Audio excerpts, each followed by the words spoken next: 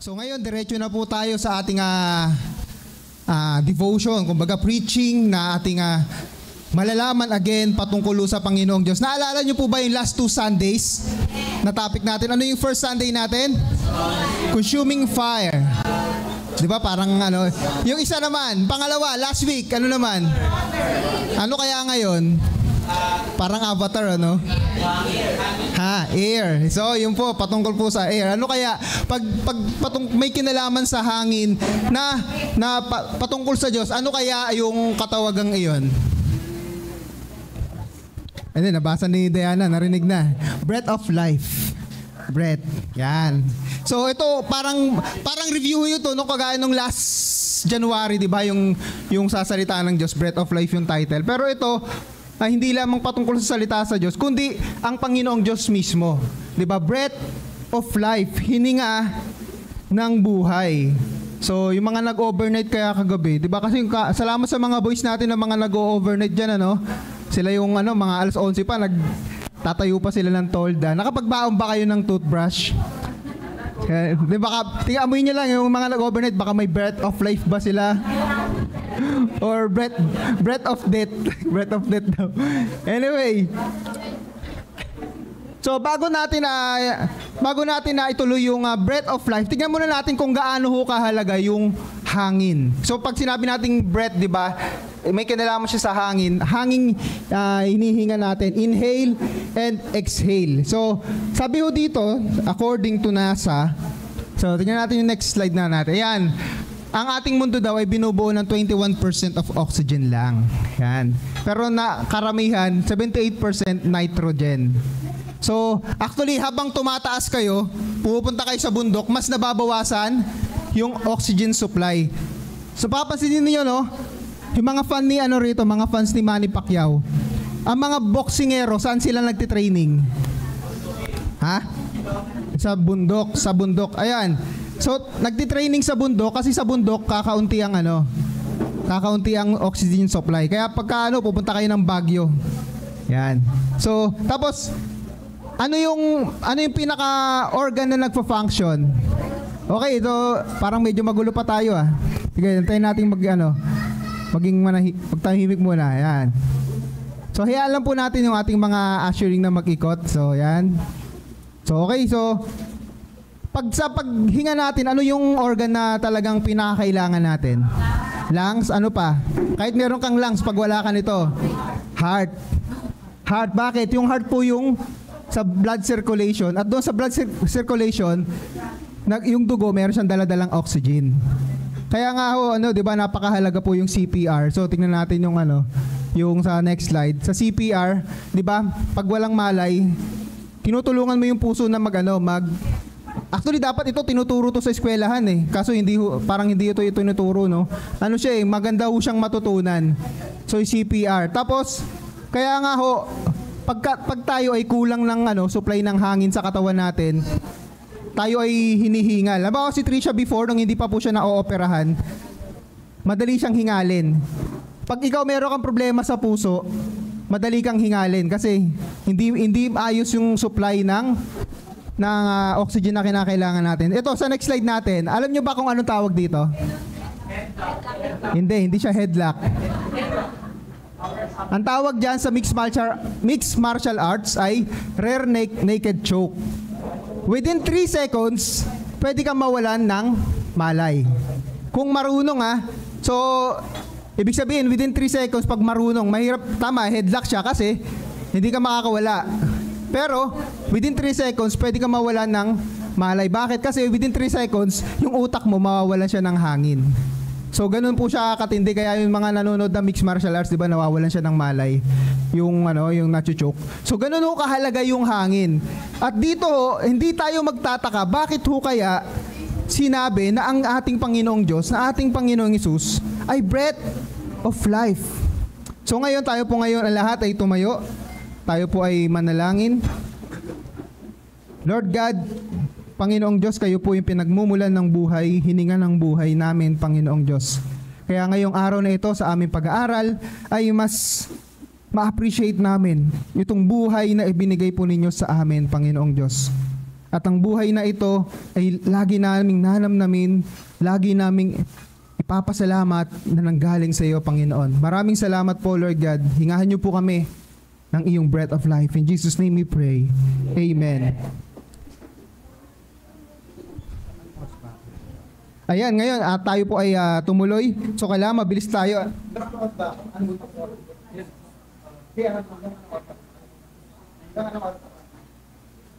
Yan, tinatanong ko lang kung hanggang anong oras ako, baka mapasarap ako ng ano eh. Iniksian ko nga lang, dalawa lang ito actually, pero baka makalimot. So signalan na lang ako kung anong, nakalimutan ko kung anong oras. 10:30 yata dapat tapos tayo, no? Tama ba ako? 10:30 yun. So basta yun, bago mag 10:30. So ngayon, pag sinabi nating ang ating Panginoong Diyos ay sa Kanya nagmumula ang breath of life, ano naman po nito ang kinalaman sa atin? Ano naman yung katotohanan nito na dapat nating namnamin? So tingnan natin, pag sinabi po natin na ang hininga ng buhay ay galing sa Diyos, number 1 po, tayo natin. 1, 2, 3, go. Hiningahan tayo ng Diyos upang nawawala yata signal. Yan, hiningahan tayo ng Diyos upang maging buhay na nilalang. Ito po yung magandang bagay sa Panginoong Diyos, nung tayo po ay nilikha. Sabi ho dito sa Genesis chapter 2 verse 7, pagkatapos ginawa ng Panginoong Yahweh ang tao mula sa alabok, hiningahan niya sa ilong at nagkaroon ito ng buhay. So tingnan natin, para mas maintindihan natin, mas maganda basahin natin yung sa English. Kasi sa English, mas kitang-kita, yung mas malapit-lapit siya doon sa original word na Hebrew. Then the Lord God formed a man. Nung tayo ay nilikha ng Diyos, tayo ay hinugisan. Nung tayo ay hinugisan, wala pa po tayong buhay. Sino dito mahilig gumawa ng clay? Yung mga bata pa kayo, di ba, mahilig kayo gumawa ng tao or anything na So parang ganun. Gumawa ka ng clay. Ang problema doon sa clay, wala siyang buhay. So ngayon, sa Panginoong Diyos, yung nilikha niya yung tao, hindi siya minagic.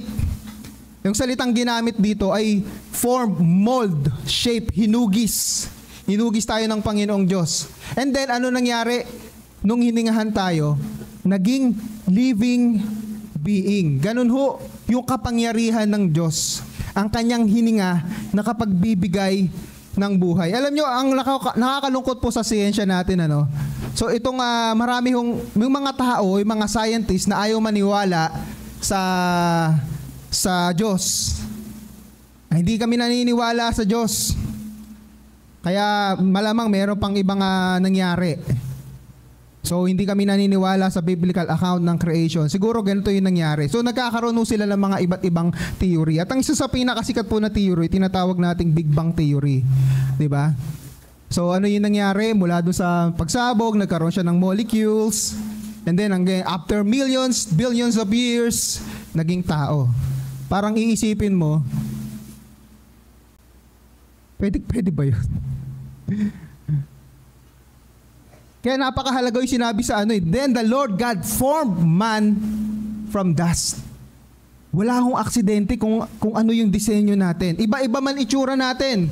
Maaring yung katabi mo, gwapo. Yung katabi mo, mas gwapo. Yung isa pang katabi mo, pinakagwapo. Diba? Iba-iba lang yung Bahala na kayo kung ano yung tingin nyo. Patingin ko, gwapo, puro gwapo, magaganda yung tingin ko rito eh. So, di ba, iba-iba man ang itsura natin, pero iba-iba. Iisa lang yung yung ating forma, yung bahagi ng katawan, paano nagpo-function. Pag may problema, may mga abnormalities, doon na yung, alam natin, hindi yun ang original design. So, kung ikaw, nasa katinuan kang pag-iisip, saan ka maniniwala? Ito ba? Or yung tingnan natin next slide. Yan, kayo ba ay galing dito? Yan, tawag dyan, protocells, hanggang naging unggoy. Maaring minsan siguro mukha tayong unggoy. Hindi, syempre, pag tayo nagko-construction, di ba, minsan, ang dumi-dumi natin. Di ba, pag galing ka sa labas. Mayroon na ba kayo nakitang unggoy na naging tao? So, ito po yung mga alternatives na binibigay nila kasi ayaw naming maniwala sa Diyos. So, malamang ito yung nangyayari. Which is, kung gagamitin natin yung utak natin, malabong mangyari. Wala pa tayo nakikita, wala pang nakikitang ebidensya na mula dyan ay naging ganyan. Di ba? Imbis na pag gano'n, naging yung uso pag gano'n, So hanggang yan, tingnan natin next slides natin. So yun yung mga nangyayari daw, ang daming billions of years yan. Actually, ang isa pa rin sa nakakalungkot, isa pang nakakalungkot, kasi sa creation sa Bible, merong dalawang theory din. Yung tinatawag na young earth theology, kung saan ang Diyos nilikha niya lang ang tayong lahat, buong mundo, within 6 days. Yun yung young earth. Meron namang naniniwala ng mga Kristiyano, siguro hindi siya literal na isang araw, kasi sabi sa Bible, 'di ba, yung one day equals 1,000 years, 1,000. Merong mga ganong teaching theology. Pero sa akin pong opinion, naniniwala ako na tayo ay nilikha lang talaga ng Diyos 6 days. Wala nang debate doon. Kasi parang makapangyarihan ng Diyos kaya niyang gawin ang lahat ng bagay. So, bakit natin inuungkat pa ito? Para maalala natin, kung sino ka man ngayon, kung ano man itsura mo, kung ano man tayo ngayon, hindi po yan aksidente. Kasi dito sa Big Bang evolution, para siyang aksidente lang Kung titignan natin yung design ng katawan natin, akmang-akma po ito, yung sa Psalms 139 verses 13 and 14, di ba? Yung you are wonderfully and fearfully made by God. Doon pa lang yung nanay pag nagbubuntis, doon pa lang mamamangha ka na paanong nabubuhay yung baby sa loob ng sinapupunan, hindi nalulunod, nakakakain. Doon pa lang iisipin mo paano magagawa ba ng evolution yun? Merong Diyos na nag-design, hindi lang gumawa, nag-design pa. So kaya kung gagamitin lang talaga natin yung isip natin, kahit na hindi ka naniniwala sa Diyos, gagamitin lang natin yung isip natin. Hindi pwedeng aksidente lang. Halimbawa, nakikita natin na madaming mga, siguro within 2 months, wala na o kaya after 4 months, sabihin na natin, tapos na. Walang maniniwala na after 4 months, bigla na lang lumaki yung church building natin. Pwede ba yun? Biglang nag-magic? Diba? Merong gumawa, merong mga trumabaho. So ito, wawasakin na to, mga ilang linggo na lang. Tapos magiging malaki na yung church building natin sa biyaya ng Diyos. Walang maniniwala na aksidente na lang, bigla na lang lumitaw na ganun. Tapos pagdating sa creation, aksidente lang yan. Nagkataon lang yan, billions of years. So, malinaw na sinasabi sa Biblia na tayo po ay hinugisan ng Diyos. God mold us. And hindi lamang tayo hinugis, tayo ay naging living being. Kaya ang buhay natin, kaya sabi sa Biblia, do not murder. Kaya inutos sa Biblia, huwag kang papatay. Pero mas maganda sa English kasi do not murder. Kasi mas specific. Iba kasi yung homicide, iba yung, halimbawa, pulis ka, nakapatay ka ng kriminal, ng hold up. Sa Panginoong Diyos, wala akong kasalanan yun. Kasi trabaho yun Ang sinasabi sa Bible, ang utos ng Biblia, huwag kang papatay ng intentional na sinasadya. Kasi minsan sa Tagalog kasi papatay lang yung So kaya tayo, kahit yung suicide, ay hindi natin pwedeng gawin yan. Kasi ang buhay natin, ibinigay ng Panginoong Diyos. Kaya tayo ay dahil binigyan ng Diyos ng buhay, gagamitin natin yan para sa Kanya. Tayo ay naging living being. Sabi dito sa Matthew chapter 22 verse 32. Nung kausap ni Jesus Christ yung mga Saduceo, pati mga Pariseo, di ba meron nagtanong, paano merong isang babae, nagkaroon siya ng asawa, namatay yung asawa niya, napangasawa yung, ganun kasi ang kultura sa Israel. So pag namatay yung asawa mo, kailangan yung kapatid ng lalaki, pakakasalan niya yung babae. So ganun lang yung situation. Maaring invento lang ito nung nagtatanong para lang itrap si Jesus Christ, o maaring totoo din, pero kultura sa kanila to. Hindi sa ating, wag natin i-apply ito sa Pilipino, no. So sa kanilang kultura, meron daw, sabi dito, yung babae pinakasalan niya yung 7 mga magkakapatid, lahat namatay, walang anak. Ang tanong, sino ngayon yung pagdating sa heaven, sino yung pakakasalan? Yung mga Sadducees, hindi sila naniniwala sa resurrection. Ang paniniwala nila, Pentateuch lang. Genesis, Exodus, Leviticus, Numbers, Deuteronomy. Yung Pharisees, buong Old Testament naniniwala sila. Ganun yung pagkakaiba ng Sadducees at Pharisees. So ngayon, ang sagot ni Jesus Christ, ano ba yung nung nagpakilala si Yahweh kay Moses, paano niya pinakilala yung sarili niya? Ito yung sagot. Ako ang Diyos ni Abraham, Diyos ni Isaac, at Diyos ni Jacob. Ang Diyos ay hindi Diyos ng mga patay, kundi ng mga buhay. Ano yung pinupunto po ni Lord Jesus Christ dito? Hindi sinabi ni God, ni Yahweh, I was the God of Abraham. I was the God of Jacob. Ano yung present tense yung ginamit? Diba? Ako ay Diyos. Hindi niya sinabi, ako ay naging Diyos na past tense, na para bang namatay na sila. Ang pinupunto ho dito, namatay sila noon, pero sila ay kapiling ng Diyos. Buhay sila. Kaya ang sinabi ni Jesus Christ, God is not the God of the dead, the God of the living. Kaya nga ho, makikita ho natin dito yung mga stories ho, no? Dahil ang Diyos natin ay Diyos na mga buhay. Dahil siya, ang Panginoong Diyos mismo natin, hindi lamang siya Diyos na mga buhay, hindi lamang nanggagaling sa Kanya yung breath of life, kasi siya mismo, siya yung buhay. Ang ganda nun. Kaya hindi ho mauubos yung buhay kasi ang Diyos mismo, siya yung buhay. Kaya makikita natin all throughout the Bible, marami hong mga patay na binuhay. Tingnan natin ng mga examples. Yung sa Sarepta, di ba, yung binuhay yung anak nung, yung widow? Di ba Tagalog na widow? Yung balo, di ba? So, yung anak niya, binuhay ng propeta, yung Shunammite woman, yung kay Elisha, bangkay na siya. Nabuhay pa yung patay, di ba? Naglilibing, tapos merong mga tulisan na dumating, binato nila yung patay. Parang yung comedy show lang na nung unang panahon. Di ba? Yung ililibing nila, naglalamay sila, dahil natakot sila, binato nila yung bangkay. Kaso ando doon yung bangkay ni mga skeleton actually ni Elisha, nabuhay yung patay. So ano pa yung mga, actually 10 lahat to, yung sa widow's son, yung kay Jairus, kay Lazarus, yung nabuhay nung namatay si Jesus Christ, yung mga saints nabuhay na muli, di ba? Sanabi doon sa Matthew.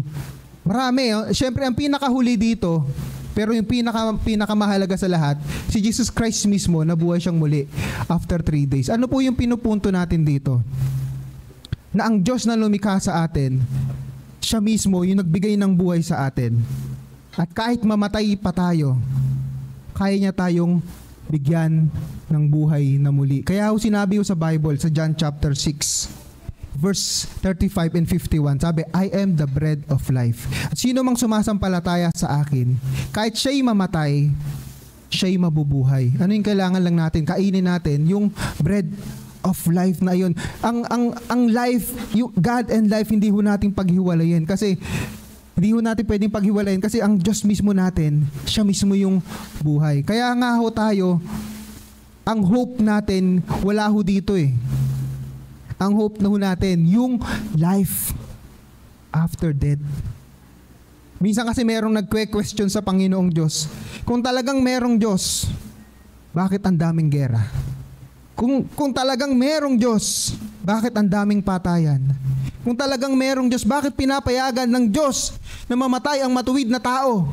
Kung talagang merong Diyos, bakit hinahayaan ng Diyos na mapugutan yung mga Kristiyano? Walang Diyos. Pero ito ho ang pinaparealize sa atin. Ang pag-asa natin, hindi dito. Kaya sinabi ni Pablo, for to me, ano karugtong? To live is Christ, to die is gain. Kasi lahat, langit at lupa, mawawala.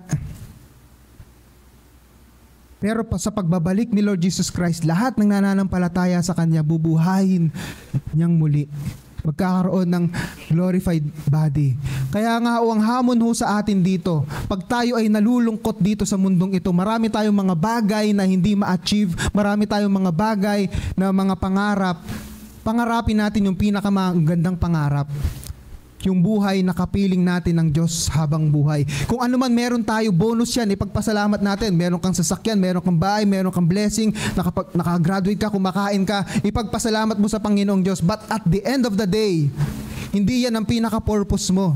Hindi yan ang pinakabuhay mo. Ang pinakabuhay natin, kung pagkatapos natin. Kaya nga yung pag-asa natin, merong minsan nag-comment, bakit ang mga Kristiyano, ito sa iba, na bagamat sila yung nalulungkot pag namamatayan, meron pa ring joy. Lalong-lalo na pag alam nila na yung kakilala nila, kaibigan nila, kapamilya nila ay mananampalataya. Kasi yung pag-asa natin na kay Kristo, the blessed hope. Yan po ang lagi nating aalalahanin habang tayo ay humihinga.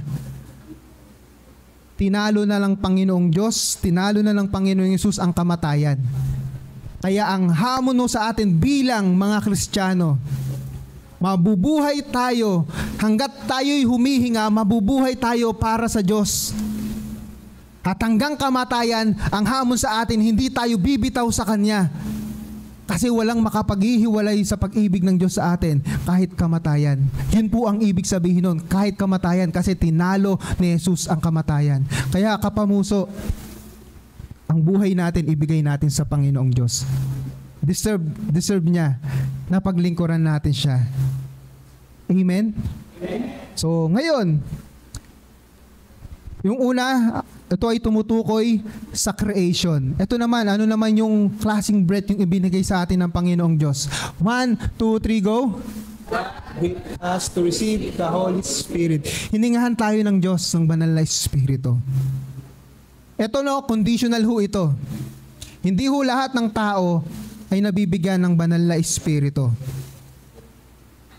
Sino ho ang binibigyan ng banal na Espiritu? Ang sino mang mga sumampalataya kay Jesus. Mamaya mababasa natin yon, yung patungkol sa born again. So sabi ho dito sa John chapter 20 verse 19 to 22. Ay basahin mo natin 20. Sabi dito, pagkatapos sila ay hiningahan niya at sinabi, tanggapin ninyo ang Espiritu Santo. Si Lord Jesus Christ yung nagsasalita dito. Ano ba yung nangyari? Basahin muna natin yung background. Sabi dito sa verse 19, kinagabihan ng araw ding iyon na unang araw ng linggo habang nakasara ang mga pinto ng bahay na kinaroroonan ng mga alagad. Dahil sa takot nila sa mga Hudyo, dumating si Jesus, tumayo siya sa kalagitnaan nila at sinabi, sumain nyo ang kapayapaan. Takot na takot ho yung mga alagad ni Jesus Christ dito kasi pinatay siya eh. Pero lumitaw si Jesus Christ. At sabi, sumain nyo ang kapayapaan. And sabi dito sa verse 20, pagkasabi nito, ipinakita niya ang kanyang mga kamay at ang kanyang tagiliran, tuwang-tuwa ang mga alagad nang makita nila ang Panginoon. At sabi sa verse 21, muling sinabi ni Jesus, sumain nyo ang kapayapaan. Kung paanong isinusugo ako ng Ama, isinusugo ko rin kayo. Makikita natin sa storyng ito na tinaluho ni Jesus ang kamatayan. Kasi talaga nakakatakot humamatay, ano? Nakakatakot. Walang sino man sa atin na kahit yung mga nagtatangka na suicide, may kabayan, may takot. Nakakatakot siya. Pero alam natin na ang pag-asa natin ay nasa Panginoong Diyos na nagbibigay buhay. Bakit ho hiningahan ni Jesus ng banal na Espiritu ang kanyang mga alagad? Hiningahan tayo ng Diyos upang magkaroon tayo ng kapayapaan sa ating isip at puso at kapangyarihan na tuparin ang kanyang pagkakasugo sa atin. Kung babasahin natin yung context na binasa sa atin, bakit ho tayo binigyan ng banal na Espiritu? Marami. Pero based lang doon sa context na binasa natin, tayo ay binigyan ng banal na Espiritu bilang mananampalataya, una, para ho tayo magkaroon ng kapayapaan. Isa ho sa pinaka nakakatakot, siguro yung pinaka-alalahanin nating mga tao, yung fear of future.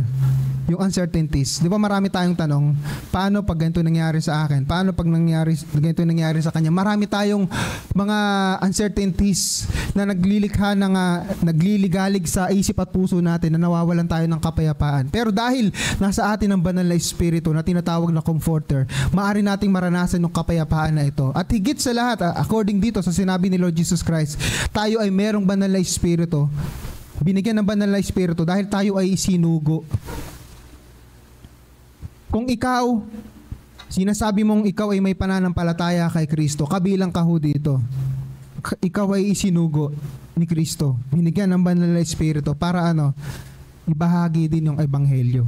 Hindi ho natin kailangan magkaroon ng stage, hindi ho natin kailangan magkaroon ng titulo. Kahit sa kaibigan mo, kahit yung pag-share, kahit sa Facebook, mag-share ka ng Bible verse. Isinugo tayo para ibahagi po yung buhay na tinanggap natin sa pamamagitan ni Jesus. Ito po yung isang hamon sa lahat ng Kristiyano. Tayo ay sinugo ng ating Panginoong Jesucristo. Sabi ho dito sa John chapter 6 verse 63, ang Espiritu ang nagbibigay buhay, hindi ito magagawa ng laman. Ang mga salitang sinabi ko sa inyo ay Espiritu at ito ang nagbibigay buhay. Ang banal na Espiritu.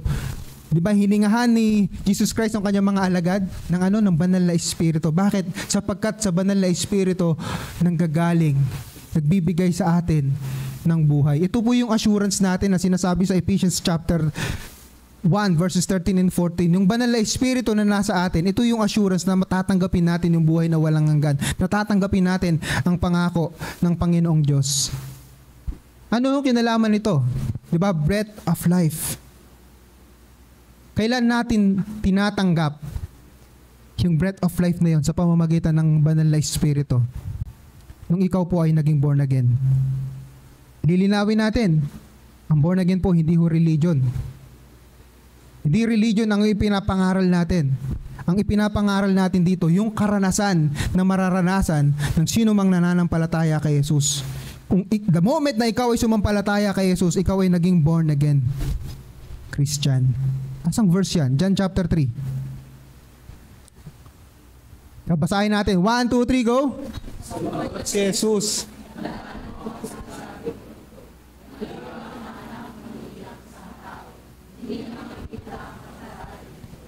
Sabi ko sa English, unless a man become born again. Maliban na tao ay pinanganak na muli. Kung hindi ipapanganak na muli, kung hindi mabuborn again yung tao, hindi siya paghaharian ng Diyos. Isa siyang karanasan na kinakailangan natin. Kaya nga, nung kausap niya si Nicodemo, isa siyang religious leader din, hindi rin naintindihan. Sabi dito sa verse 4, paanong maipapanganak pang muli ang isang tao kayong matanda na? Hindi yan pa naiintindihan. Makakapasok pa ba siya sa sinapupunan ng kanyang ina para muling ipanganak? Tanong ni Nicodemo. Tayo alam na natin kasi sinagot ni Jesus Christ. Sabi dito sa verse 5, sagot naman ni Jesus, tandaan mo ang sinasabi kong ito.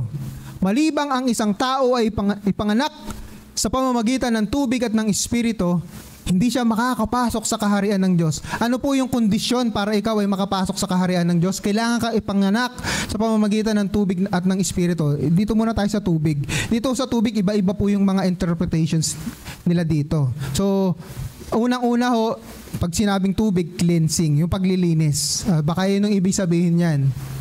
So, baka yung pangalawa naman, baka literal na tubig. Kasi di ba yung bata, na ikaw ay nasa sinapupunan na lumulutang lang yung baby. Kaya yung physical yung pangalawang ibig sabihin. So yun po yung tinutukoy dito. Baka yung cleansing lang siya. Pangatlo yung baptism of water. So ano man po yung ibig sabihin nila, ito po yung sigurado. Kailangan ipanganak ka sa pamamagitan ng Espiritu. Kasi hindi na pinaliwanag ni Jesus Christ kung ano yung tinutukoy niyang tubig dito Maaring tama lahat yung tatlong yun. Yung baptism, yung cleansing, and yung nung ikaw nasa sinapupunan, yung physical na tubig na yung tinutukoy dito. Pero isa yung sigurado dito. Kailangan na para matanggap mo yung buhay, yung ikaw makapasok sa kaharian ng Diyos, kailangan ipanganak ka sa Espiritu. Ano po yung ibig sabihin yun? Ikaw, paano ka nagiging anak ng magulang mo? Ano yung connection mo? Halimbawa, meron ko napanood nung nakaraan yung sa KMJS, di ba? Hinahanap niya yung nanay niya. May magkamukha naman. Pareho naman ng story. Pero paano nako-confirm? Sa pamamagitan ng DNA. Yung dugo, yun ang connection mo sa magulang mo. Yung dugo kahit yung sa kapatid mo. Ngayon, ano ngayon ang connection mo sa Diyos? Espiritu. Yung banal na Espiritu na nasa iyo, yan yung DNA, spiritual DNA mo. Ibinigay sa iyo ng Panginoong Diyos. Kapag ikaw, napatunayan ka na anak ng Diyos, makakapasok ka sa kaharian ng Diyos. Kaya nga, ang kailangan, meron tayong banal na espiritu. The breath of life. Sabi dito sa verse 6, ang taong ipinanganak sa laman ay sa laman. Yun yung sinasabi natin kanina. Ang ipinanganak sa espiritu ay espiritu. Kaya sinabi sa Romans chapter 8, verse 15. Kaya tayo nakakatawag sa Diyos, Ama ko, Ama ko. Tayo ay naging anak ng Panginoong Diyos.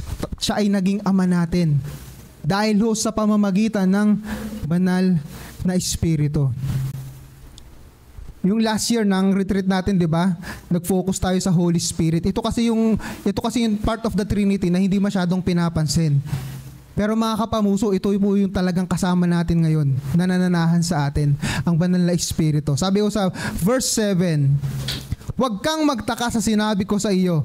Kayong lahat ay kailangang ipanganak na muli. Bakit ho kailangan nating maging born again? Kasi hindi ho natin mararanasan ang pangako ng Diyos na kaligtasan. Kaya nakakatuwa po yung mga kabataan natin na talagang every Friday, yung discipleship nila. Yun po yung hamon sa ating lahat. Siyempre, iba-iba ho tayo. Iba-iba yung mga age level eh. Hindi pwedeng kung ano yung ginagawa ng youth. Pwede sa WAM, pwede sa DAD. Iba-iba ho tayo ng situation. Pero ang pinakapunto ho dito, ang hamon sa ating lahat, kailangan talaga i-share natin ng gospel para sila maging born again din. Para matanggap nila yung buhay. Na walang kayong kahapon, di ba? Yung mga kabataan natin, mga ilan ba kayo, Sham? Pumunta sa Inares. 12 pala sila, ang dami, no? So, ito po yung nakakatuwa, no, sa GFA, Golden Faith Academy. Mula ho na nagsimula sila, nung maliit pa sila, hanggang sa ngayon, pinalaki na sila ng Lord. Yung commitment nila na ipangaral ang salita ng Diyos, yun po yung blessed na blessed kami actually ni Pastor Adel. Kasi, yung sa teachers nila, sige, share natin yung gospel sa mga estudyante. Whereas yung mga maraming mga eskwelahan ngayon, tikom ang bibig nila kasi nga dahil sa direktiba ng DepEd, bawal na yung mga religion sa school, mga ganyan. Buti pa nung unang panahon may values GMRC, no? Kaya siguro mas mababait kami nung unang panahon. Totoo kaya yung mas mabait kami. Ngayon yung unang panahon talagang may GMRC. Ngayon parang wala, no? Wala na yatang GMRC ngayon, ano? Kaya kayong mga Kristiyano, kayo yung magiging good, magkakaroon ng good moral and character dapat diyan. So, we all need the Holy Spirit. We all need the breath of life. Lahat ho tayo, kailangan natin ng banal na espiritu. Unang-una, yung mga taong hindi pa nakakakilala, hindi pa naliligtas. Kailangan ng banal na espiritu. At gayun din naman, tayong mga Kristiyano, kailangan natin ng banal na espiritu para hindi ho tayo manghina sa atin ng pananampalataya, para hindi ho tayo madala ng mga yung apostasy, yung pagtalikod sa Panginoong Diyos, hindi tayo panghinaan sa ating pananampalataya. Gaano ho kahalaga yung banal na espiritu? Breath of life. Papakilala ko po sa inyo si Harrison Okene. Siya po ay isang Nigerian. 29 years old siya noong 2013. Ilang taon na siya ngayon? Ha? Oh, 39. 39 na siya ngayon. Tama, 2013. Ano na siya? 40. Tama ba ako? 11 years na no? 40 na, 40. Kasi birthday niya lang noong February. Tama ba ako? Sa May ba? Hindi, May yung May yung nangyari yung sakuna. Ano ba yung sakuna? Hindi ko lang no? February yung birthday niya. So, tingnan muna natin. So, ano ba yung nangyari sa kanya? Sino ba siya? Siya po ay isang marino. Pag sinabi yung marino, sa mga Pilipino, marami niya eh. Ano bang Tagalog na Seaman. Isa siyang seaman. Pero siya ay, ang trabaho niya, tagaluto. Ito po yung ship nila. Yan. Ang tawag dito, Jackson 4. So, Jackson 4 po yung pangalan. Marami yan eh. Merong Jackson 20, 40. Pero Jackson 4 po yung sinasakyan nila. Noong isang araw ng May, merong bagyo na nangyari or hindi naman literally bagyo pero masama ang panahon. Then merong isang malaking wave, alon. Naalala ko nung pumunta kami ng ano ba yung pinuntahan pa natin sumakay tayo ng Batangas? Yung Puerto Galera, yun. Na akala ko malulubog yung bangka namin eh. Talagang kasama ko sila Pastor Adel, si Ma'am Rona. Naglabas na ako ng cutter kasi yung bangka ho katulad dun sa may dito sa Bilangonan, yung Talim Island. Pag ito lumubog, kakatirin ko tong kasi talagang inahampas kami. Yung minsan nawawala yung tunog nung makina ng barko. So kinakabahan kami nun. Nung nakarating kami ng kaparada na, yes, sabi nung Amerikano, yung foreigner, yes, we made it. Kasi mayroon kami kasamang foreigner nun. So, nakakatakot, maliit pa lang yun, ito malaki. Siguro, sobrang laki nung alon na yun. Bakit? Anong nangyari ho? Bumaliktad. Bumaliktad yung nasa kanilang bangka. Lumubog sila 100 meters. 100 meters. Ano po yung nangyari doon? So, tignan natin next slide. Ayan. Namatay lahat ng kasama niya. Pero himala ng mga himala, siya po ay nabuhay. Siya po ay nasa CR, nakaupo sa toilet. Biglang bumaliktad yung bangka. Ang hirap nun. Naalala ko tuloy, nung minsan lumindulo, nasa CR din ako eh. Napasuot ako bigla ng short. Ayokong mamatay ng nasa CR eh. Diba? Yung parang, yun agad na unang nasa isip ko, baka lumakas yung lindol, bihis na ako. So, pero diba parang ang hirap na matimingan ka, sa kuna nasa CR ka. Bumaliktad yung bangka. Actually, meron pa siyang kasamang nabuhay. Pero yun nga, dahil ang dilim-dilim, pumasok sila ng iba't ibang mga lugar, sumisid sila. Yung minsan, hindi na sila nakabalik. Ano yung nangyari dito? Almost 3 days.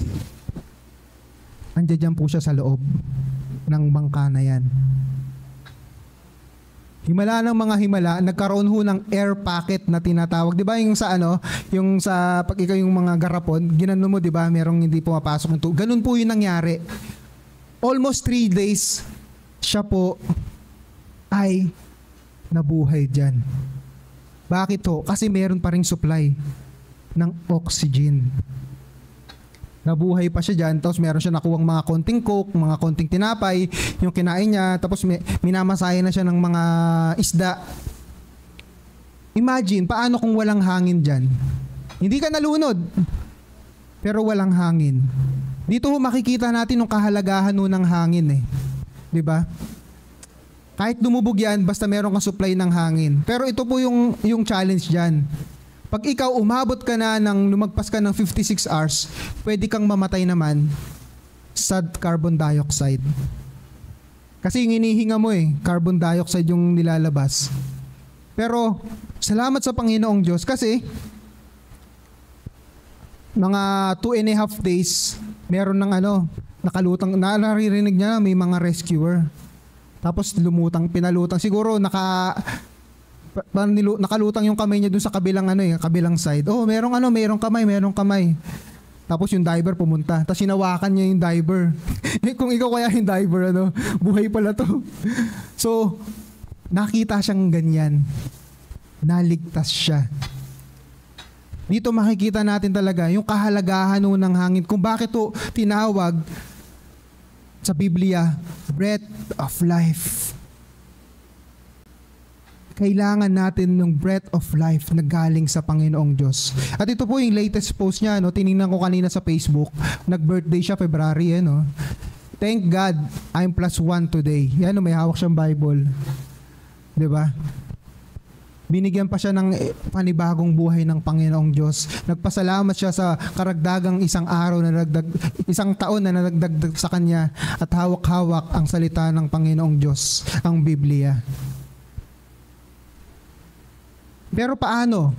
Halimbawa lang, tayo lumagay sa lugar na yon. Paano pag namatay tayo? Ang hope po natin, kailangan titiyakin natin na meron tayong breath of life. Kasi ang malungkot dito, kung sakaling siya ay namatay noong May 2013, pero wala siyang relasyon sa Panginoong Hesus, yun ang malungkot doon. Ihiwaga ng Panginoong Diyos. Pinapayagan niyang mamatay minsan minsan naman pinapayagan niya pang mabuhay. Pero ang pinaka-challenge sa ating lahat, hindi natin alam kung hanggang kailan tayo.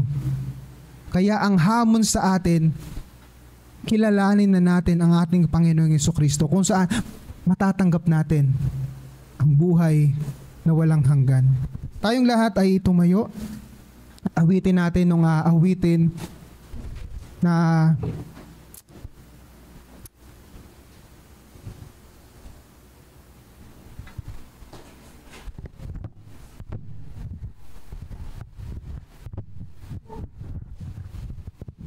meron hong awitin na ang title po ay Breathe.